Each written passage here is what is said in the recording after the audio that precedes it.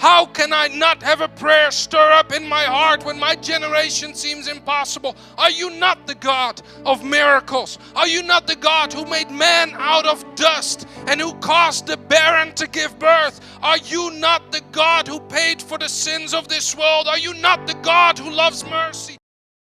But to know His word and to stand on His word and then to hold God to His word. I wonder how many people in the body of Christ actually know what it means to come to the throne of God boldly. Who am I to hold God to His word? That is the feeling. The only reason to press on is but the cross. The only reason to press on is I'm not praying in my own name. I can't risk not going to the King. God doesn't owe us. We can never earn the right for somehow God to have to hear us. What God has spoken, you can stand on. We see Jesus explain this, that man always ought to pray and not lose heart. You want to know the will of God for your life? He desires for you to always pray and to never lose heart in the way that you pray. And then He shares this parable of the widow, the persistent widow that comes to a judge. Now, a widow was about the lowest status figure in that time. A widow could not have an inheritance. A widow really could not make this judge in any way really take her case. Yet Jesus chooses in this parable to display this widow that just will not give up. And she keeps going after this evil judge that doesn't want to give her justice. And this widow ends up overthrowing that judge. She ends up winning over the judge, and the judge crumbles under her, literally says, "Woman, you're grinding me out," is what he's saying. And he literally gives in to her, and this widow that had no power, no status, if you will, compared to the judge that would have had one of the highest statuses at that time, this widow wins and gets her way. Why? Because she knew the law.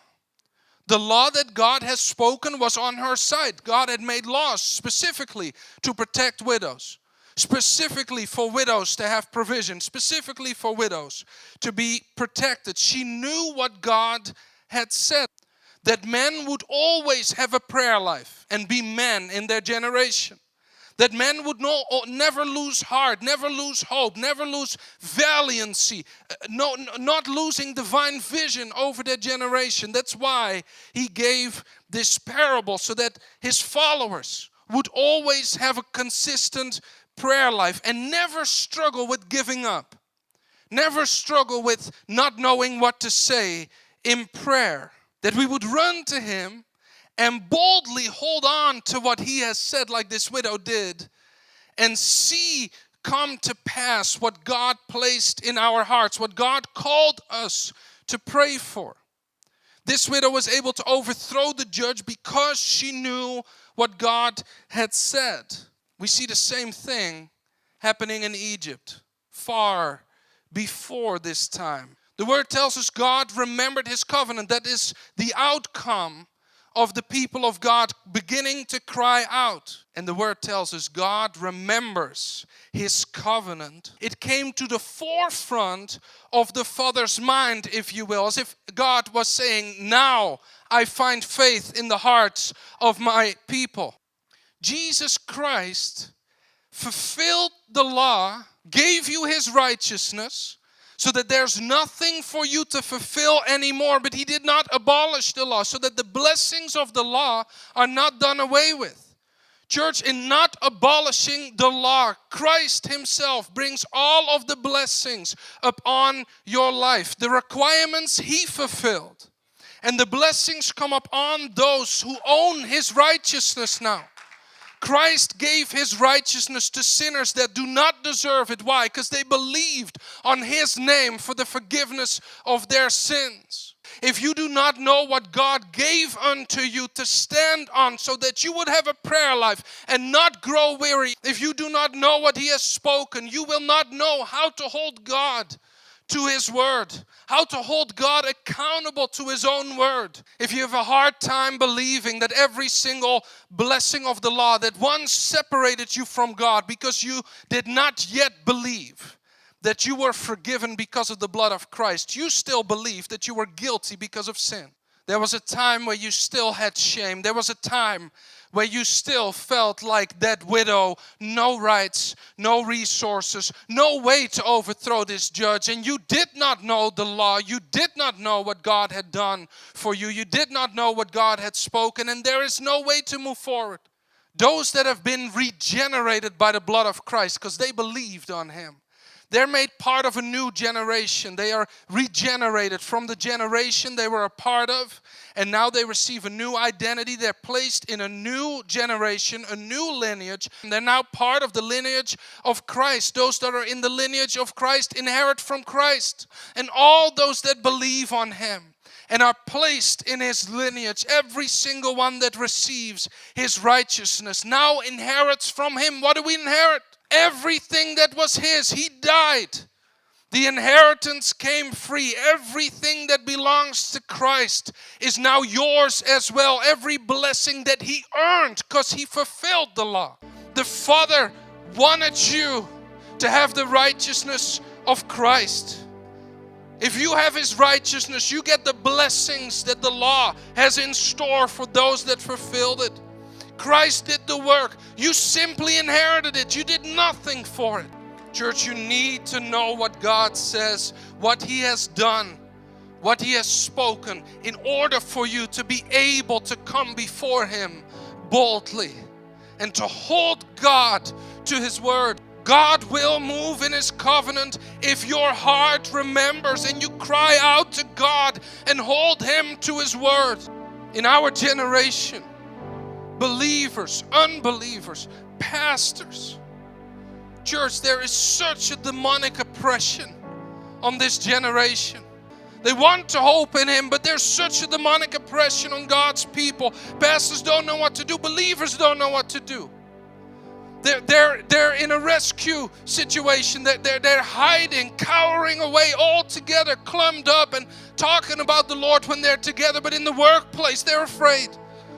Around unbelievers, they're not sure if God would carry their words into the hearts of unbelievers. They're not sure if the Spirit will actually do what the Spirit was sent for. They don't know. People that hope in other things but God. People that hope that if they live somehow holy, if they behave somehow holy, whatever that means, only God can define that one. But people have raised up in pride trying to say, no, this is holy living. Where are the people of God that come before the throne boldly and say, God, the enemy of our soul seems to think he can still reign in this generation, but God, would you remember your covenant? God, would you remember the law that is on our side now? Would you remember your Son who fulfilled it? God, remember what you've promised.